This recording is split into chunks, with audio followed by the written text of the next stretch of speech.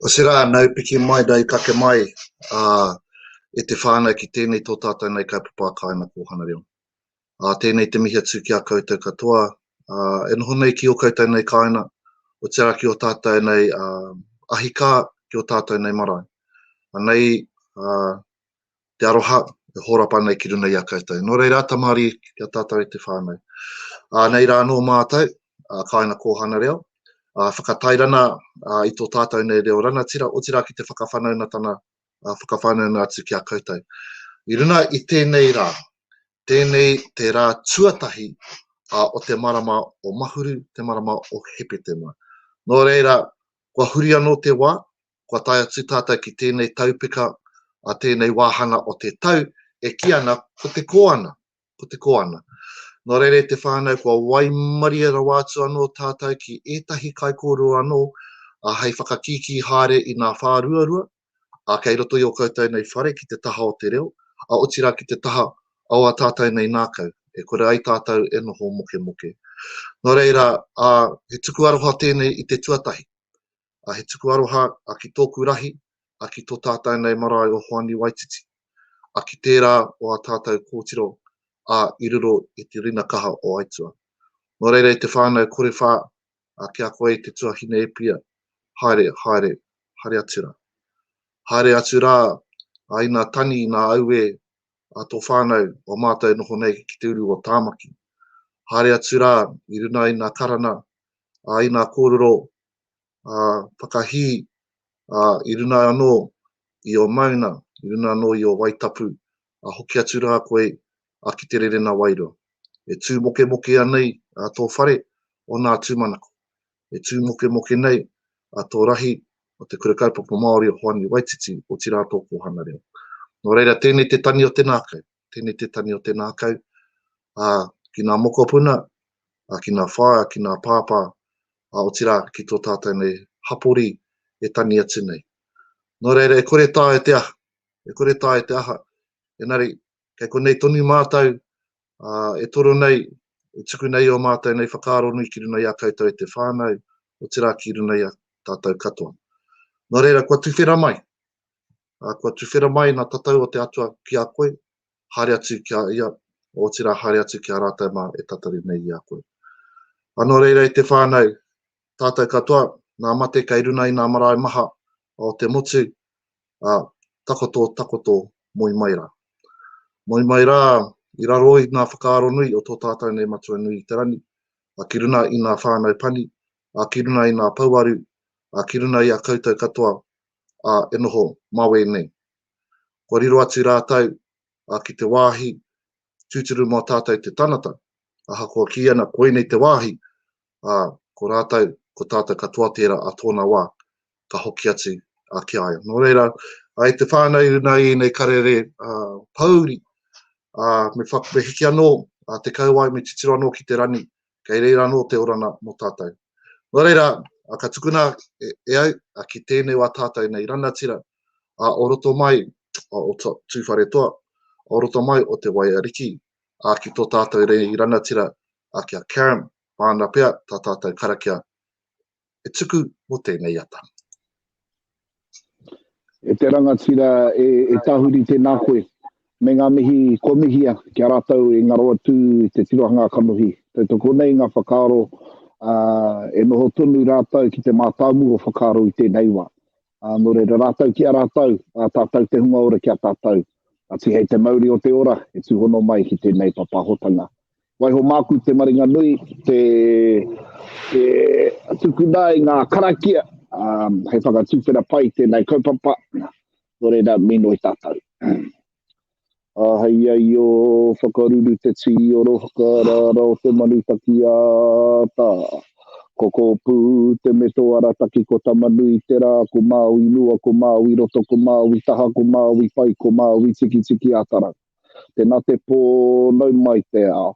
Uhi, wero, ka tau te mauri, haumi e, hui e, taiki e.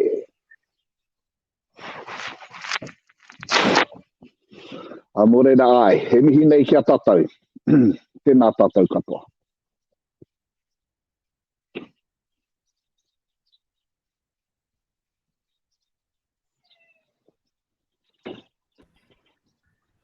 Mauria tori peka, Whaea te ariki.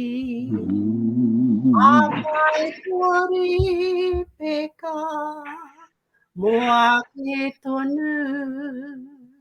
Kaua e wehi, kei aia te aroha. Mauria tori peka iara, me whaia ihu. Amine.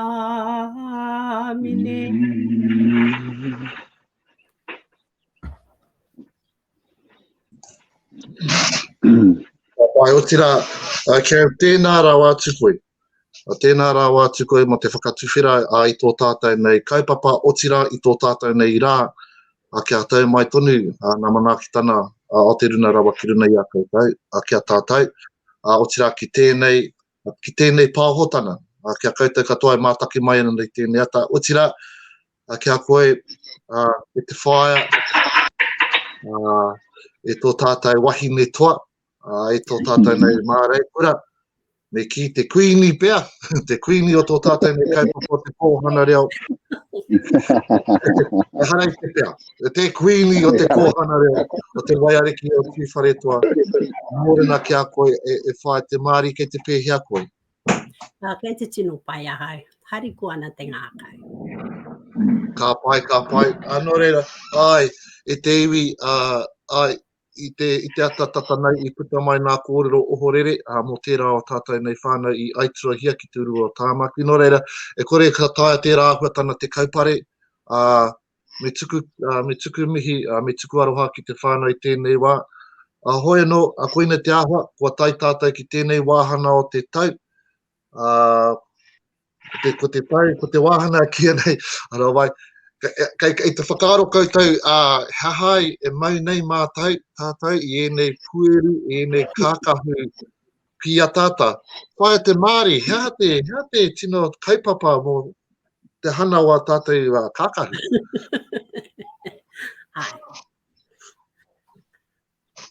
Ko te take whakarongi e matau, kia mauana matau i wā matau nei kākahu o te koanga me ki. Ko tai ake tātou ki te rātua tahi o mahuru, he pe tema tēnei nā. Hoi no i runga e tērā i whakaaro ana hau, me hari kuana te wairua o ngā whare, kei te motu puta noa, kia pai ai wā tātou titiro whakamua. Aha koe ruana wā tātou nei noho ki te kāinga hau maru ai, me titiro whānui tātou me anga whakamua tātou ki ngā rā kei te heke mai, ngā rā hariko ana. Tēnā rā wātu koe, whae te Māori tika tau, taku whakarite i waku kākahu, ka rono au taku wairua e āhua hiki ana, aha koa te nā karere pauri i tai mai. Nō reira, e te whānau kua heke tātou o koutou rānei.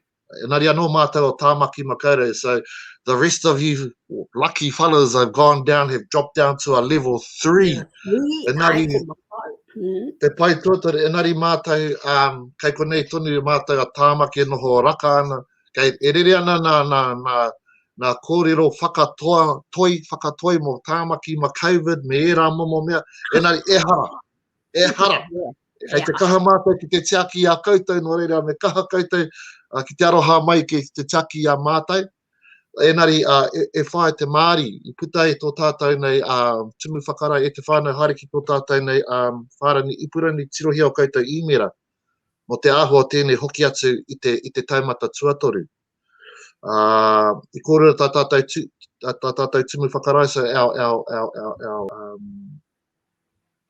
our CE, our Chief Exec of the Kōhanga Reo National Trust, has said to our whānau that are dropping down to level 3, please be careful. Make haste slowly. Do not feel pressured to return quickly to your Kōhanga Reo. And I think that's a message that e kōrero Pākehā nā hau, aroha mai te Whaea Maari, e kōrero Pākehā nā hau kia tātou i te whānau, kia mārama ai tātou. We need to be clear. in our minds and in our hearts. Okay, ka kine pia ko te wairua ko te nākau ki te mea nui. E rono ki te rono koe e ahua, he manawa ana, e ahua, he ana te pātuki, e ohorere ana, me ahua nāwari. Me ahua nāwari te hare te mea tō tātou kaupapa, he kaupapa nāwari. So please ensure that you have the right procedures in place. The right kawa. The kawa may have to change in your Kōhanga Reo. The tikana is the same. Ko te aroha nui. Engari ko te kawa, me ahua rireke. And I suppose we look to those ones who actually need the support. Those who feel they need the support, who need to go home, who need to go to work, aroha mai, who need to go to work in order to be able to feed their whānau and to support their families. And we're talking about our essential workers. Me whaia Māori. Nō reira, he whakaaro anō koe, wai mo tērā ahua, ka ko koutou tērā, waiariki Tuwharetoa, ahoko te motu, e hoki nei ki te taumata tuatoru. Ai, waimari e matau, ko heke mai matau ki te mea tuatoru. Engari, tautoko ana hau ngā kōrero o tō mātou nei tumu whakarai e te whānau o waiariki Tuwharetoa. O tira te motu, me āta whakaro tatau, me tiaki tatau I a tatau. Let's look after ourselves. Waimari e ahau, te nuinga o ngā Kōhanga Reo and waiariki Tuwharetoa are going to be waiting until ka heke anō tatau ki te taumata tuarua. A couple of whānau have come back and said, yep, ka pirangi ana rātou te āwhina atu I wa rātou essential workers. Engari, kōrero tahi mātou. I roto I wa mātou kōrero I whakai ana rātou, oh, hold on, kei konei a nani ke nā āwhina, te whānau whānui ke nā āwhina, so karakau he Kōhanga Reo I roto I a waiariki Tuwharetoa ki taku mōhio, e tuwhera ana I tēnei wā, kei te tatari rātou kia heke anō tātou ki te tuarua. Ka pai, nō reira whānau, if you are getting messages contrary, please whakapātu ki tō tari ārohe, Tuwharetoa, kei reira hoki a Patti tā koutou kōtiro, ki te āwhina I a koutou. Nō reira, e te whānau, I suppose, koina nā pānui, koina nā pānui mo te ata nei. Engari, e whaia te Māori, tēnā kōrero mai mo tēnei, te rangatira nei, kei kona, kei muri ia, ahoko taku ki, ka pēnei wā tātou whakahaere, kā mai ana te rama, kua rere kēnā whakahaere, engari tēnā kōrero mai mo te āhua ki tō tātou nei, ki te āhua o waiariki I te noho Tuwharetoa noho raro I te kauri. Pēhea tā koutou noho? Ai, kei te cheki matau I a matau. We have our Māori providers out here already distributing kai for those ones e hihi ana ki ngā kai. Te mea nui, kia hau nei, kei te tiaki ngā whānau o ngā kohanga I a rātou whānau. So koina te mea pai kia hau. I'm happy I roto I a matau o waiariki. Aha kua te aha. We've been there before. The iwi has stood up. The iwi has come to the fore ki te āwhina, and they're doing it again. So kei te pai tira kia matau. We have also received information to say where the whānau can go ki te, to find help for themselves and to reach out to each other. But what I'm doing I roto I a matau is just a whakapātu ki ngā whānau, just to see mehe mea kei te pai ana rātou. We have an external group of whānau outside of the Kōhanga Reo normal email address, like I have a list of chair people and āwhina and kaiako, other addresses, so I'm also keeping them informed. So there's a lot of awhi out there for our people e hiana. There's no need for anybody to stress. Just be kind and look after each other. Koe rā kua ku whakaaro. Tēnā rawa atu koe whaia te Māori. Ātāhua o kōrero, he rite anō ki tō wairua ki tō nākau, he ātāhua rawa atu. Nō reire te whānau, arā nā kōrero a whaia te Māori, e ki ana he nui te tautoko Kai kona, mo nā whānau e noho taimaha. Nā whānau e hia kai ana, mōhio tātai he uaua i nei rā. No reira, ma te piritahi, ma te mahi tahi. Ai, ko tā tātou nohe, kia kore tētahi e mahu e mai. Ne, kia kore tētahi e waihoki wa. There's no need. So don't be a drama queen. Yeah, don't be a drama queen. Don't be a drama queen. Kai konei tātou, e karema. Nā reire, e whae te marika, tukunau i a koe kia whakatā, kia pai atu tā tiki tēnei o tātou nei ranatira, e te ranatira e kia tēnā rawatu anō koe ai ahua rere ke waku whakahare enari, me pēhea rā e tāia ai, a te whakahuahua i tō tātou kuini me te kōrero tōti kātu ki aia. He au kei utakatai te karo, he au kei te mona e kore e tā, nō reira, ai, e mihi nei ki a koe, o whira kia whae te mari, me ngā mahi rātira, mahi nei ia, te kōrero mai, te whakamohio mai, kia mātau o ngā Tuwharetoa, mai te mātāpuna ki te hiku ai, hāngai puana ki ngā mahi o te Kōhanga Reo, o te waiariki o te rao ngā Tuwharetoa, no reire me mihi kātika ki ai me ngā mahi rangatira ke te mahi nei i tēnei wā. Me te mihi anō ki tō tātou whae, Patti, nānai tuku karere mai ki au, mai puka mata, he ana koe te kōrero ki te tuakana tahuri, nungi a puka mata i ai, nā kapai, so aha koa taku kaha amu e pai ana e tau pai ana te wairua nā runga no pai o ngā kōrero no re mihi nei kia koe te tuakana tahuri tēnā koe no ku te marina nui o tira no tātou katoa te hono re hoa tēnā rawa atu koe anō reira tēnā kōrero mai ki te whānau ki ahua whakawhanau na pia tātou ko wai hoki koe no hea hoki Ka pai. Nā koe te tuakana, no reira ko Karam Fletcher tōku ingoa tino Māori nei tērā ingoa. Karam Fletcher he urio no konei no Ngāti Tuwharetoa, turangi tukua Ngāti Karauia ki te taho tōku pāpā no te nota, no Ngāti Kahu, te pātu, te whānau moana e mihi nei. Ko au te tiamana o mua o te Kōhanga Reo o Mauwake, ki konei ki te hāpuri o turangi.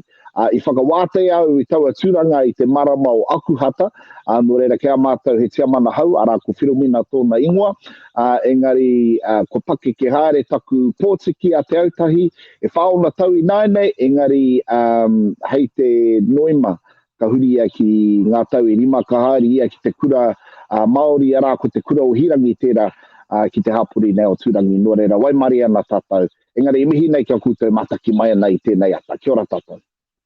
Ka pai tēnā koe. No reira, tēnā hua kōrero mai, he nui o mahi o tirai puta mai, ko koe tētahi o nā pua waitana o te kaupapa o te Kōhanga Reo. Hea nei o mahara, hea nā tāna manawa pia kei roto i a koe e mahara nei koe mo tō whakatipu ake i roto i te kaupapa. Te āhuatanga kaha noho ki te kokona o whakaaro, ki te mātāmu o whakaaro, ko te āhuatanga o te āroha, ko te āhuatanga o te manaakitanga kaha rongo nei au e tamariki ana, i haere au ki te Kōhanga Reo o Hirangi, i te wā i tua i taua Kōhanga Reo rā, me te Kōhanga Reo noho pātata nei ki te kura o Tongariro, engari wariwari au te ingoa. Tērā pia ko te Kōhanga Reo o Waipapa, engari ai, mahara pai au, kora te āhuatanga e tino noho ki te mātāmu o whakaaro ara ko te aroha me te manaakitanga o ngā kuia e kaha pui nei a mātau i taua wā. Nō reira, aha koa kāre au te tino mahara mena he reo Māori tūturu nei te kaupapa, engari mohi o pai au, i rongo pai au i te aroha i te manaakitanga o akukuia. Ai, i taku peke ki tēnei tāhara o te taiapa me ki o te kaupapa o te Kōhanga Reo. I pōhehe hau, ko te Kōhanga Reo mo te reo Māori anake, me tūturu whakamaua kia tīna mera momo āhuatana enari. I taku rana hau me taku kōrero ki etahi o nā whaea i reira i mua mai rāno.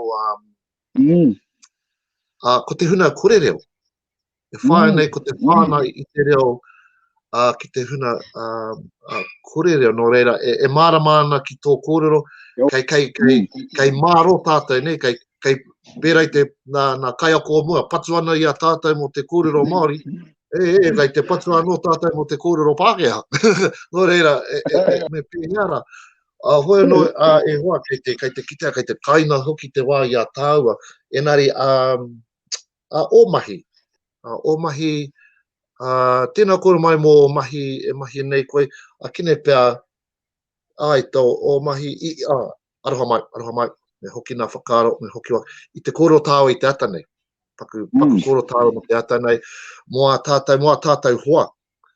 E āhua rangirua nei pēr mena koe nei te huarahi pai, ne? Koe nei te huarahi pai mo a rātou tamariki. Engari i āhua tūmaroko i roto i tūmaroko, i āhua, he whakaaro anō wāu mo tērā, mena e rangirua ana te tanata nei, me he whakaaro anō wāu, mena me haramai ki te Kōhanga Reo, me ahara nei. He momo whakapono ne, bro, like he momo whakapono, me whakapono koe, e kore ka puta ki te whai au, ki te ao Karama, ki te whai koe i tēnei huarahi. O te reo Māori, o tira te aku i ngā huatanga o tāua te iwi Māori. Nō reira, kora tāku ki aku hua o tōku ake reanga, kora tāku ki a rātou, like, kia kaha te whai tēnei huarahi. Kei te ako tonu au, i ngā huatanga e hangai ana ki te reo, e hangai ana ki ngā tikanga, te whakahaere o ngā marae o te hau kāinga nei, nō reira, e hara i te mea o kataia te koe ki tetehi taumata ako ea. Kei te ako tonu au, i roto i oku nei mahi, nō reira engari, he huarahi me whae a kātikua tātou tamariki, mokopuna, kia ngāwara i ake, tā rātou tirohanga whakabua, making sure that our tamariki have that advantages, they have more advantages than we did.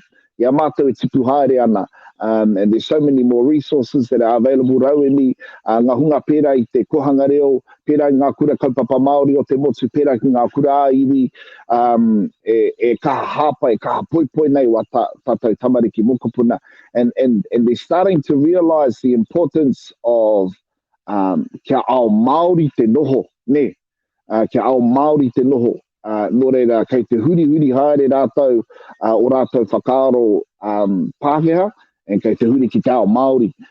So, pai tērā tū mō moa huaranga ki au. Pērā ki te kura o konei, te kura hirangi, i pāmai te rongo, ko tā rātou e wawatai, they want to adopt the Māori lunar calendar as, tā rātou whakahaere. Nō reira, kia wake, ka whakaai au ki tērā tū mō whakaaro. Kei a mātou te ao Māori, te whakautu, mō ngā hara katoa te ao, kei a mātou ngā whakautu. Nō reira, kia kaha te whakarongo mai, kia kaha te whakarongo mai. Nō reira, kora tāku ki aku hua, e kaha pērā, and I just, super encouraging to a lot of people of my generation. Don't be scared. I know, kaha rongo au I tērā mataku, I understand wholeheartedly. But man, once you take that step and ka tuku nā e koe o tamariki ki te Kōhanga Reo, ki te kura Māori, ka kaha ki te koe i a rātou e pū awa i ana. Unfortunately, some of the school systems that have been developed are just not for us. They're not for our tamariki, and they're not for how we like to learn and the types of environments that we love to learn in. And so allowing them the opportunity to really grow. Kora tāku, haria ki ngā kura Māori, ka kaha ki te nei, I ngā hua o roto, e kore. Ka pai, Eva, that's absolutely fantastic, o kore tino rawe. And I suppose, Polly, that's why I had to step back a little bit, because it might actually lead into some of the mahi that you're doing now. I wā tātai nei whareherehere. And you touched on another point, he mea pai tērā, the validation of our kaupapa Māori now, and this word mātauranga Māori. I didn't know, kare mōhio hea tēnei mea te mātauranga Māori, kuna nā mea mōhio nei te Māori. Hoi no, just looking at that kind of how because you grew up in a puna of love, te aroha te mea nui, and then ka whai haere koe, ka takahi koe tō huarahi. So how's that translated into I wō mahi I naine ki te taha ngā whareherehere? Yeah, ki te kore tōku reo, e kore orai tōku whānau, and that's the truth. I mean, The reo has helped me in so many different areas of my professional upbringing. Ki te taha o ngā mahi reo irirangi. I worked in Māori radio for, I think it's close to 16 years, I think it was, 16, 17 years. I wehe atu au I te tau rua mano te kaumāwaru, engari, I'm still grateful in that I can still work in my capacity as a trainer or a consultant within Māori radio, so that's something that I truly cherish. But ki te taho te whareherehere, kei te whakaako au tikanga ki roto I te whareherehere o konei o Tongariro, and that's been te ahotanga tino Kāinga ko nui ana kei te kaha ki te au, you know, it's just the introduction of those small elements with regards to te ao Māori and, you know, ki roto I ngā tāne o reira and, you know, ka kaha ki te koe, you know, you can see them really making a connection with te ao Māori and with tikanga Māori and how, you know, and what's most important for me is how can we translate that into your life moving forward? How can you utilize tikanga Māori to be a better dad, to be a better brother, to be a better father, to be a better son? So, yeah, kua rā wete ho ngā pātai, ka tuku ngātahi ai me ngā tikanga o te ao Māori. So it's been an awesome journey, brother. I really, really love that mahi. And then to be able to coincide that with some mahi at te kura o Hirangi as well. I tuku pātai mai taku o tuahine ki au. She said, oh, bro, can you come and do some mihi stuff with our tamariki? So that was fun to be able to do that this year as well. So just to be able to do both, because it feels like you're attacking it at both angles, ne? Te taho te o ngā tāne noho Whareherehere, me ngā rangatahi Māori noho nei ki te hapori, no reira. E wai mari au, noku te maringa nui, noku te momoho, brother, for sure.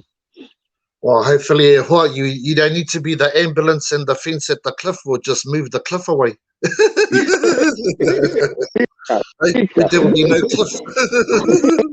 You don't need to be the ambulance at the bottom or the fence at the top. We just have no cliff. We just say, go that way, haere pērake. Oi no, tina rā wātu koe mo nei kōrero. No wonder these queers were so keen to have you on. You're such a great example o tō tātai nei kaupapa. E ki tēnei whae Māori, mene mai ana I muri rā hoi anō. A tēnā rā wātu koe mo nei iti paunamu. Ko hō mai hia nei e koe hei ata whakaro.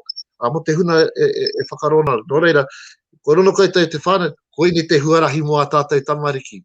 Koe ni te huarahi mo te tanata, koe ni te huarahi mo te iwi. Nō reira, tēnā koe, enari kaua koe haere tino tawhiti e hoa. Paku whakatāi, enari kei te whānau, ko tātou tēnei e te tiro nei ki te rohe o te waiariki o Tuwharetoa. I tēnei tau, ko ware he aha tēnei rā, te aha rānei, I whakatūhia, I pōtihia, nā tarahiti hau, o tō tātou nei kaupapa te Kōhanga Reo.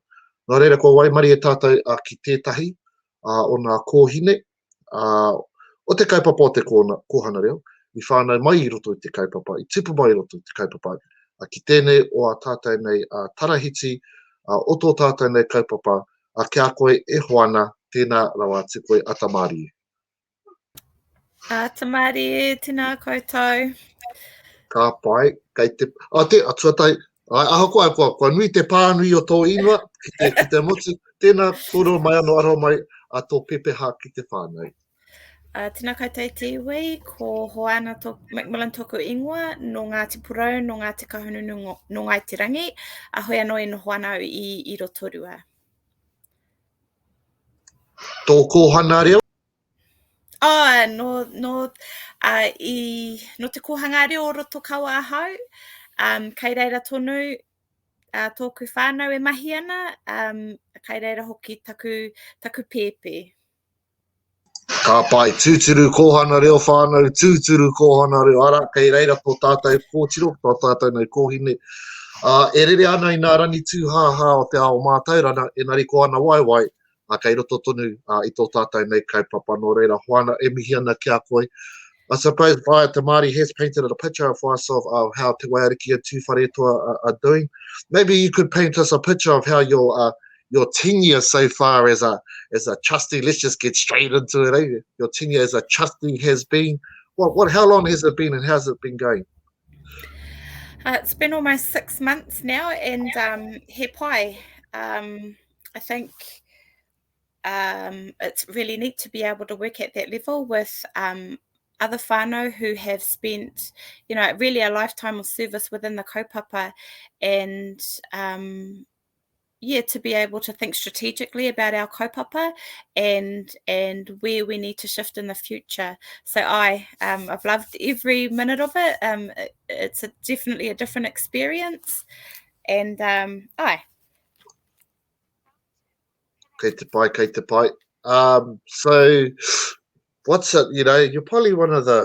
What are you the youngest man? No, not the youngest. Not yet, is still there. Eh? He's getting old. He's getting a bit older too. Now he can't say he's a tamariki anymore. Well, not. So how you got some really you got 3 dames. You got Papata. There's so much talent and such a diverse skill set there. A lifelong expertise and a journey and the advocacy. Ooh, I'm sounding flash. Ooh, it must be ye, because it must be ye. Advocacy of Maori tana, reo whakaaro Maori in all its different areas. So, what is that? Is it could be intimidating? I don't know. That's probably the wrong word, but what is that like working with a caliber of people like that? I think it's really good because we all bring with us a wide range of experiences that, if we all thought the same, then we walk in sync as a board, but we also need that challenge and to be able to offer our diverse ideas and diverse perspectives, and bringing into account our experiences within the kaupapa. That's really important, I think. And it's not challenging. I think we work really well together. We listen to one another and we're able to, I think, work through all of the thoughts and ideas to find a way forward that works the best for our kaupapa. And of course, we've got Angus there as well to help guide and listen to some of our discussion. Ka pai. So what are some of the, I don't really, I know a lot of the stuff that the trust is working on, they're actually not fragile, but the conversations need to be measured and looked after, to keep the corridors of communication open, I suppose. But what are some of the big issues that the trust are looking at the moment?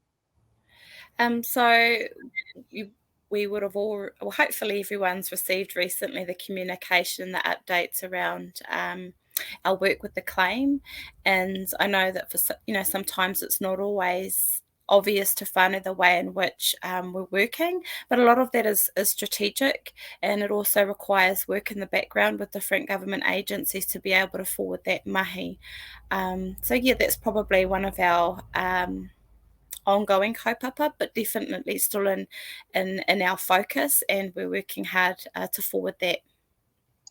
Yeah, I suppose that is a bit of a it is a big kaupapa because it ties into so much about the mana motu hake and the tino rana tiratana of everything that we do in our mātou rana that we cherish.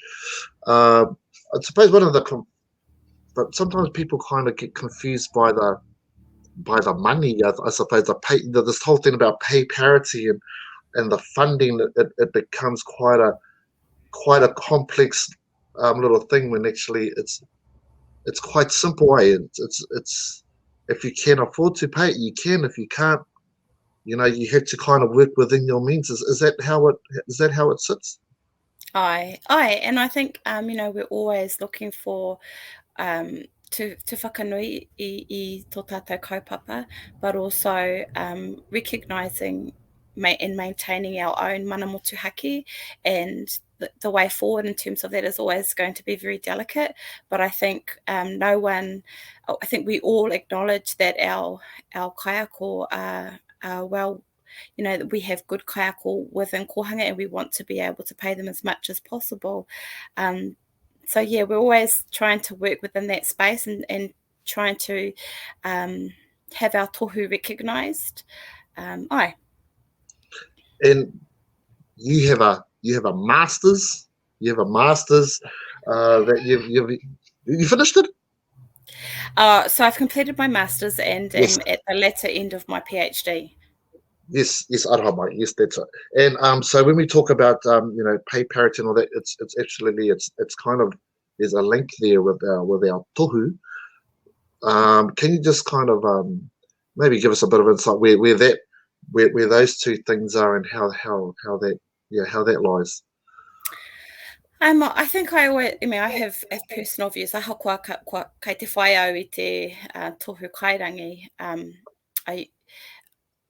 I always recognise that our tohu within Kōhanga Reo are like none other. You can't find a tohu within Aotearoa that is built from a foundation of te ao Māori. And I'm talking specifically when working with our mokopuna. There is none. And so that in its own right should be recognised and valued. And I don't see it as a comparison in terms of Te Taha Auraki and Kōhanga Reo. I don't see them as competing, but that Kōhanga Reo and our tohu should be recognised in their own right. And so I would encourage all of our whānau to, there is a huge value in our tohu that Kōhanga Reo offer, and to be confident that you can't find that anywhere else. And I know because I work in a space that is very different from that. So yeah, it's really important, and it's about time that our tohu is recognised as at degree level. Ka pai, thank you so much, Hoana. And I should have known that, Hoana. I should have known. Of course, she's finished her masters. Of course, because it's out and people have read it, and she has held workshops, and that was also at the 35 years. And so we're here at the next year is 40 years of the kaupapa. Ooh. What do you think? What are your thoughts about our 40 years? I think, 40 years is an interesting time, and what we can see is that, for some of us, we've now had 2 generations of our whānau coming through Kōhanga Reo, which is exciting, and you can see patterns in the way in which these whānau have been transformed. I think there's a space that... a huge space that we can still work with in terms of engaging more of our whānau within the kaupapa, and it's not always easy to make that first step, to be the first one in your whānau to disrupt patterns that you've taken as a whānau, whether it be going to early childhood or puna.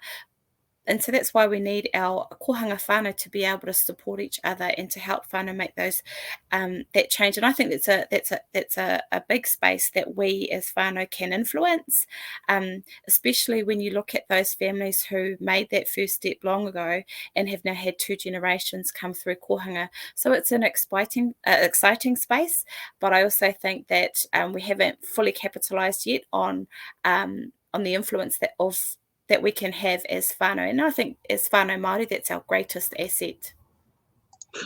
Wow, I just feel more smarter just talking to you. I think it's just, I don't mind. I don't mean to be cheeky, but it's, I know that in your whānau, your whole whānau is Kōhanga Reo, and your mum made it such, and you've been recognised through the ministry, through the Prime Minister's Awards for your mahi and the mokopuna. I always talk about my mate Roihana Nuri, who's the producer of Te Karere, and he's on Q&A. He's such a, he's a battler. He loves the argy-bargy of journalism. So you've got some great graduates of the kaupapa, and when you talk about bringing our whānau, it's people like yourself, Karam, who just had on, and all our mokopuna that have come out of the kaupapa. So I know it was a bit a bit of putting you on the spot, and I think you've done such an awesome job, and I think you represent our kaupapa well nationally as well as your rohe, and I know that Whaea Maari and all the kaimahi at the Tari Arohe love having you as their face ki te motu and ki tō tātou nei Poari matua nō reira. Kia kahaka koutou, I te whānau, our Poari is working really hard in this COVID space, and there is an announcement that will be coming out very shortly. I don't want to really preempt that until we actually get everything right, like us. And if you could just iterate for our whānau there, Hoana, about being careful about returning, about when they return and when they make that decision. That's a big kaupapa at the moment, hey? Oh, and I think instinctively as whānau Māori, there is that desire to look after our mokopuna, to watch out for our whānau. So, kia kaha tātou, the advice from Kōhanga, from the National Trust, has been to keep our tamariki safe and to stay home if we can. Koina, kia haumaru tō tātou noho. Ka pai. Tēnā rawa atu koe, Hoana. Thank you so much for taking time out of your busy day to be with us. And hopefully I promised I kept it short, and we have kept it as short as possible. Ke taimana ki tana kiri nei tō whāna ki tō māma hoki o tira ki tō koutou Kōhanga Reo. Kia mai, ka manawa nui I roto I wō mahi. Tēnā koe. Oh, pai. Hang on, I'm just going to sort this. There we go. Ka pai te whao, wow. Pai wera kōrero ni tātou mā. Kei konei nā manu pīrere e rere haere ana I te wao nui a tāne.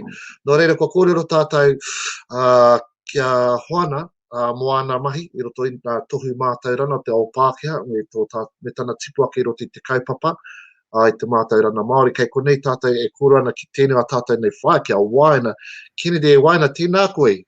Tēnā koe. Hea reo whakaaro mō nā kōrero a Hoana. Miharo rawa atu tāhuri. Rau e te whakarongo ki ona whakaaro e puta mai ana e prāna ki a tātou kaupapa, e prāna ki a tātou mokopuna, tātou tēnā. So, tupu mihi atu ki ai e prāna ki ngā kaupapa nei. Ka pai Waina. Tēnā kōrero atu ki te whānau te ātāhua hoki o kākahu. Oh, yes, we are mihi ki tērā hoki. Tēnā koe. Tēnā koe. Tēnā whakamārama atu ki te iwi ko ai koe haha hoki tō tūrana I roto I te kaupapa. Kia ora tātou. Ko ai au, mai makatū ki Tongariro, mai mata whaere ki Nongotaha, mai maunga tauiri ki Tainui, he uri tēnei mō ngā hau e whā, I heke iho mai o ki tūpuna a rātou waka o te arawa, o Takitimu, o Tainui, mā tātua, ngā waka katoa. Ki te taha o tōku pāpā, ngā iwi o whakatipu o Ngāti Rangitihi, Ngāti Pukiao, Ngāti Mākino, tērā taha. Ki te taha o tōku māma, no ngā iwi whakatipu, no Ngāti Raukawa, Ngāti Mahana, Ngāti Pukiao hoki. Ko ai au, ko Waina Kennedy, I tipu aki au I runga I te whenua o haru, horohoro. Nō reira, tēnā rā koutou katoa. Ko Waina Kennedy tōku ingo. Ka pai whai Waina, tēnā koe. O tira, ko koe toki ko koe te kai whakanunu kai aka mō te tohu whakapakari, ne? Ai, tāhuri. Ka pai, nō reira, pēhiana tērā kaupapa I roto I a koutou? Rawe, he rawe. Aha koa āhua ētahi o ngā huarahi kei te whai haere tonu I runga I tēneina o te rorahiko ka whai kahana mātai ki te whai atu I ngā ākonga I runga I te whakapakari tautahi rua me te toru. En kai konau hoki I tētahi tauira, nāna hei kōrero e prāna ki waina mahi I runga I te whakapakari. So miharo ngā mahi, hakoa I te kāinga I roto I tā mātou miru, e whai wā te korero atu hoki ki a rātou. I tēnei wā hoki kai te whakarite a hau he whakatupuranga, I runga I te zui, mō rātou. And whaimuri I tēnei nā tahuri he uru atu ki roto hoki I tētahi o ngā ākonga. Kei te whakatu mai wana ki te tuawano. Tuarima. Ka pai. Nō reire te whānau, kei konei tētahi o ngā ākona, ko Waimari tā tētahi o ngā ākona o Waina, ko Freddie Ray. Freddie, tēnā rawātu koe, nā mihi kia koe atamari. Mōre nā rā kei te tuakana. Tēnā koe. Tere whakamohi atu ki te whānau, e mātaki mai nā kōwai koe nohia hoki koe. Tuatahi ake ka mihi kia koe Karam mō te whakatuwhera I tō tātou nei rā. Kia koe hoki neni te Māori mō tō Waiata whakatau I a mātou. Kia koe hoki e tahuri, mō tēnei o ngā hōtaka o tātou. Aroha mai pōhe he au he wānanga whakapakari tēnei. Engari ko ana te ngākau kua I tono mai Auntie Waina ki a hau, kia hono mai ki tēnei. Ko wai tēnei kōrero nei, he uri tēnei no roto mai o ngā tipuki au o te arawa waka I te taha o toku māma. He hononga hoki āku ki a Ngāti Porau, kia Ngāti Mania poto hoki I te taha o toku pāpā. Ko Mārei rawa, ko Raiona o Kukaraua, ko Esther rawa, ko Hine Manu o Kukuia, ko Lee rawa, ko Ripeka o Kumatua, ko Freddie Ray ahau. Ko te Kōhanga Reo ki ōhau tēnei, mai I ngā taha o ngā wai pōkare o te roto I ki te ai e ihina, ki roto nei o ngā tipiki ao, e mihi tawati nei ki a tātou katoa. Tēnā rawa te koe e Freddie me te āhua o tō koutou nei Kāinga I reira, no reira e mihi ana ki te hau Kāinga. I Maurea, nā whanauna e nohana I reira. E what? E pehi ana tō mahi I roto I nā mahi whakapakari. Hei te haere tonu, Waimari mātou, he kaiako paita mātou, he kaitiaki aro he paita mātou, me ngā kaimahi I te tari aro he hoki. Engari moku ake he huarahi hau moku, nā te mea kāre au I tupu I roto I te kōhanga, ka tahi anō au I uru mai te āhua tahi tau me te hāwheki muri, tuatahi mahi taku māma ki tō mātou nei kōhanga, and I ngā hararai o te kura I haria ki reira mō ki te mātaki, ngā tamariki, ki te awhinei a rātou I reira, and I tupu mai I reira taku hiahia ki a whai tēnei ara o te whakapakari. I tērā wiki tuau mō taku ke te tuaono, I Waimaari e mātou I mō enei mea, te hanga rau, tūhono ai mātou I runga I te zoo mahakua e noho tau he ana mātou I tēnei wā. Engari mo te hunga kaore I te mōhio, he kaikaraki a hau I roto I te hahi mihi ngare. I tupu ake au I roto I te hahi, nā te hahi au I ako ki ngā mea e hangai ana ki tēnei au huri e noho nei tātou. So taku urunga mai ki tēnei kaupapa kua tino whānui aku whakaaro mo tēnei mea te ao Māori. I taku tupuranga, ko tahi noi ho te atua. Ko ia nake, engari kua tini hia aku whakaaro mai taku urunga mai ki te kaupapa e pāne ki ngā atua Māori, hei kaitiaki Māori o te taiao. So iharo rawa tēnei kaupapa mōku. Tēnā koe, no, me te mea no, e tautoko ana I wō kōrero mo wā tātou nei hāhi Māori. I ki te au I tērā tau te wā o te korona pēnei, I kaha wā tātou whakapono katoa ki te mahi tahi. te manake ki te tiaki, i te wairua tana pea me ki o tō tātai nei iwi o Aotearoa whānui aha kua te whakapono no reire Freddie Ray ki o kōrero tō huri anō ki wa tātai nei atua Māori nā kaitiaki o te taiao. I roto i tō kite, kei runa koe te kite tuaunu. Tēnā kore mai hea hao mahi i roto i taua, he hana kaika i roto, he hana kūmara kai roto i tō kite tua ono. Ko ware i nai ne. Yes. Ko tērā te whakatipuranga o te mokopuna.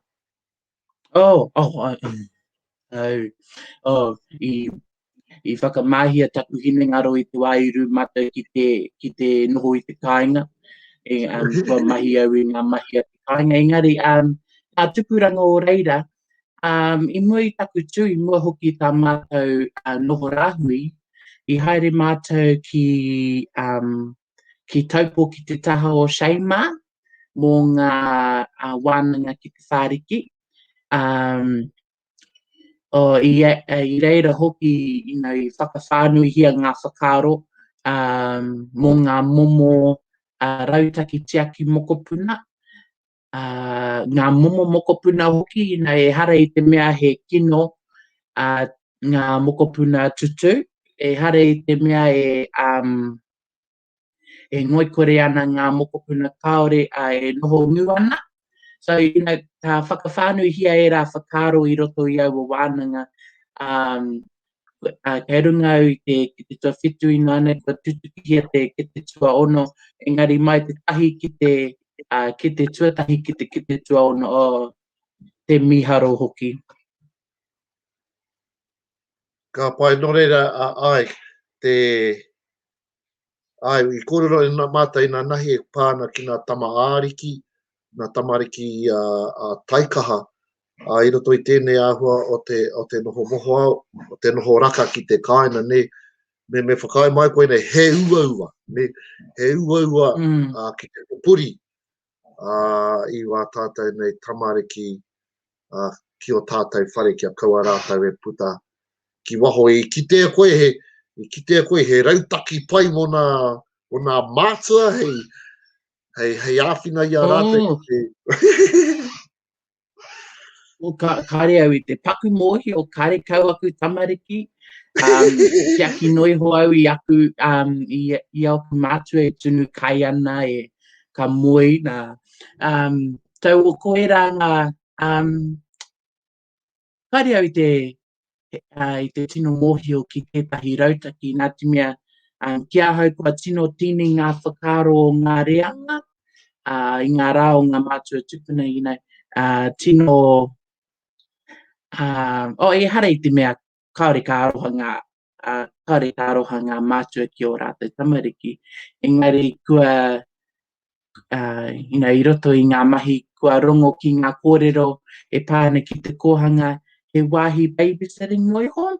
So ki wera mātua e āhua ua ki te mau ki aua tamariki te kāinga, e noho raka ana ki te kāinga. Engari ki ahau nei me tini wā mātou whakaaro mai tērā, mai te hoha, ki te āta tākoro, ki te āta kōrero, ngā mātua ki ngā tamariki, nā te mea he wā tēnei mo te whakawhanaungatanga. He wā hei mahi, hei noho, aha kua te aha, aha kua te mahi. He noho ki te taha o te whānau. Kuia ka raua ki ngā mokopuna mātua, ki ngā mokopuna e rā momo. Koe rā ku whakaaro. E hoa, arai te hehea ki te whakaiti ia koe, enari ki mai koe kāre koe i te mōhio i tētahi rautaki. Waina te rautaki. O ho mai koe te rautaki pai e hoa, e maramana i rono au te aue. He kai ako hoki au i etahi rani ki tō tātou nei kura no reira. Ko rono nā mātua i te ua, i te taumaha o te whakaako I wā rātou wake tamariki. Nō reira, a tēnā rā wātu koe he Freddie mō e rā kora, tika tā te whakawhanauna, te ata noho tahi, te kōrero kia mōhio koe a ki tō tamaiti. I me mōhio koe hea ona, hea ona moi he mea nui tēnā kāre mātai, a kora koe mo nā tīpuna, kāre mātai wā tātai tīpuna I puka. Kāre rātou I whakatere I wā rātou. Ka noho noa rātou ka mātaki. Mātaki nā tamariki, ka pēhea te āhua te tamariki. Ka mōhio rātou, ka pēhea te puta mai o tērā tamaiti, o tērā. Me te mea no, ko te whakapapa. Ko te whakapapa I roto I tawa tamaiti, hea nā pūkena, hea nā pūmanawa o roto I aia. Nō reira, Freddie, tēnā koe. Tēnā koe mō kōrero I tēnei ata, te atahua mō kōrero, me te whakawhānui anō I tā tātai nei te tiro, ki te huna mahi ana I roto I tō tātai nei kaupapa. Kua huri mai anō koe ki te āwhina, ki te hāpai wā tātai nei mokopuna, he pai, he tanata no te hāhi. Nō reira, he nā kaumahaki. Nō reira, ki te haere atu koe ki roto I a rātai, ki waina ni hoki wā tātai nei kuia, pai katoa ki wā tātai nei kuia, te nā kaumahaki e mōhia nā rātai, kei te kauro waitia rātou e te aroha o tō tātou nei matua nui te rani. Nō reira, Freddie, tēnā rā wātu koe kaua haere tawhiti, e te whānau, me kua ahua pau haere te wā kia tātou, nō reira, me tere tikau I tēnei, kia Patti, kia Cissy, ko tātou tēnā, e Patti ka huri atau kia koe te tuatahi, kei te pēhea koe, kei hea hoki koe. Kei te ora pai ahau, kia ora tahuri, kei turangi ahau I tēnei wā, kei te Kāinga. Kei te pēhea tā koutou heke atu ki te taumata tuatori. Kia au nei, kia pēra nā whakaaro ki te noho I te taumata whā. Me noho haumaru, noho Kāinga, koe nā. Ka pai, nā kei te pēhea koutou I roto nā te Tuwharetoa, hea nā mahi o te moana nui a taupō nui a tia. Mō ngā tamariki, kai te puku mahi I tēnei wā, kai te zui katoa rātau, te haere tonu ngā akoranga. Wai mari e koutou I tō koutou nei taiao, kei reira katoa nā momo a taiao, nā waiariki, nā nahere, te wai, te awa, nā ika, te Lord of the Rings, ahanei. Tēnā koe, Cissy, tēnā koe kei te pēhea koe. Kei te tino pai ahau, kei te pēhea koe. Kei te pai, kei te pēhea tō te ahua tino hoki kia koutou I tō kaina. Tēnei wā, kei te pai. When we first went into lockdown tāhuri, he ua, it was a bit hard, you know, because it sort of came out of the blue and we weren't quite prepared for it. But since we've been at home and having tamariki that fall in that age gap, like my daughter is like 22, my oldest son is 30, and then I have an 18-year-old, and Delta, as we know, is an outbreak. That virus actually affects our rangatahi. So I've become that mother that wants to protect them from this virus. With mahi-wise, yeah, it's been really good. Be able to engage with whānau, being able to run a whole lot of trainings online with ākonga for Tākai Matua, which is our Māori Business Management course. And also feeling to reach out to them if things are a bit tough, if they're feeling unsafe, giving them awhi, and just like what Te Māori said, showing them the ways, support people. Because as you know, for us to sit at home, it is hard.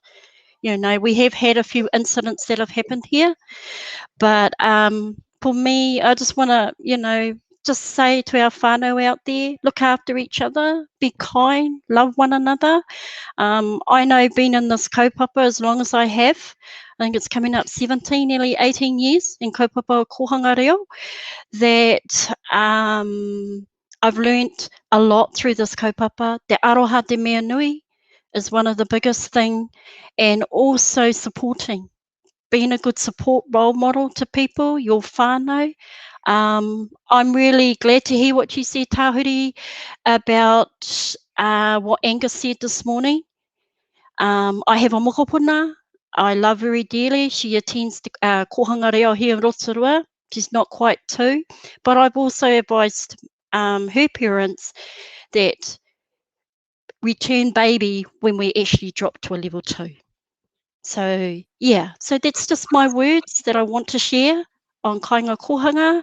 Mihi kaua te kia koe Hoana, me koe whaia te Māori. I look to you as our pou. I look to you as our role model for our rohe.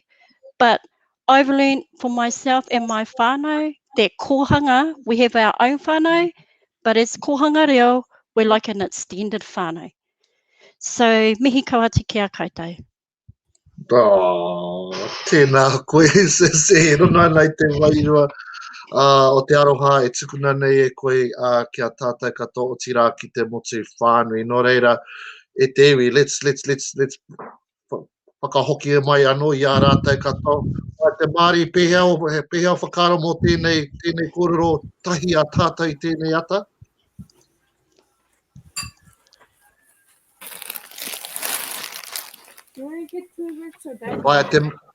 Whaia te Māori.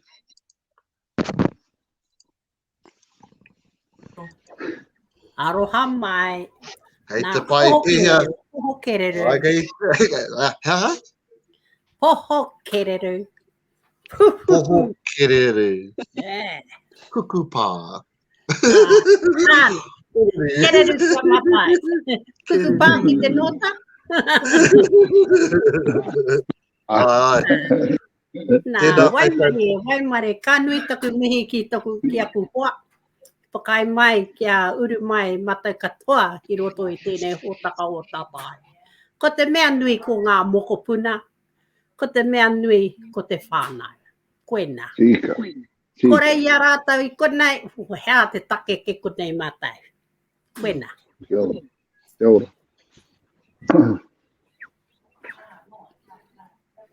Yeah.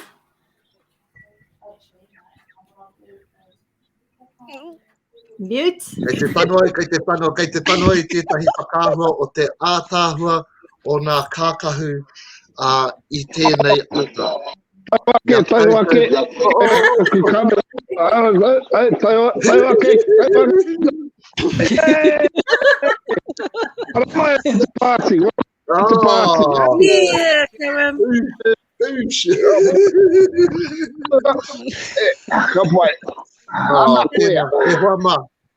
Kua ora katoa taku nā kau i a koutou. Kua ora katoa mātou o tāmaki i a koutou, tā koutou tautoko mai i a mātou i tēnei ata, mā te whakawhiti kōrero, mā te tuku aroha, mā te whakawhanauna o tētahi ki tētahi. E taku whae, e whae te Māori, e kore rawa te puna aro o aroha, e mimiti ki a koe o te nā taipari o te aroha, e whawhati nei ki runa i a koe, tēnā rawa atu koe. O tira ki aku hoa mahi, ko koutou tērā nā rina raupa, nā waiwai hikoi o tō tātou nei kaupapa. Hara tēnei kaupapa i te kaupapa noho toka. Engari he kaupapa neke, e kuhuai ia ki rato i nā whāruarua, ki nā kokorau, o a tātou nei whānau, o a tātou nei nā kau. E mihi ana ki a koutou. Ki a tātou Manu Pīrere. Tēnā rawa atu koutou mo a koutou kōrero hirahira. E whakahi nei o koutou nei kuia kaumāta. O tira nā tīpuna ki a koutou. E kōkiri nei tō tātou nei kaupapa. Me kira ki te Hawaii ki tana o te whakaaro. Ko koutou tērā e hoi nei tō tātou nei waka ki tōna wā hitika. Ko koutou tērā e arahia nā tia tātou i rina i nā wai pupuke.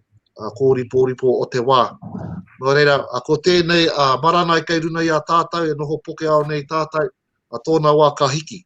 Anā ka kite anō tātou i a tātou tōna wā. Nō reira, ka waiho pēra i nā kōrero whakamutuna, ki tō tātai nei tanata reo irirani, ki tō tātai nei tanata whānau te ora, mana pia tātai nā kōrero whakamutuna, me taku whakatakoto I tētahi whakaaro. Tōna wāpe, me kora no tātai Karam, kia haere tonu tēnei āhua. Kia kore ai tātai tatari mai hoa, kia kua raru. Watatatoi ki te raru, katahi anō tātai ka whakarite I a tātai. Engari toro anō ki te a tātai nei a Manu Pīrere, ki te whakahaere tētahi kaipapa. E hara ana hei mō nā mokopuna. Engari mua tātai kuia kau mātua noho nei. I wā rātai nei whare etahi kei nā hōhi pera, etahi kei hia rānei, e noho moke ana. A kene pia ka pai ki a rātai ki te whakarano ki wēnei kōrero mō nā mahi I o ti a rātai I nā wā e kaha ana rātai. Nō reira, ka nui tēnei. Kua 10:37. Kua 10:37. Nō reira. E mutu te wā tipa, I te wā pai. Kia kau e takaroa nō reira e taku rangatira e Karam, kei a koe te kōrero whakamutuna e taku rangatira.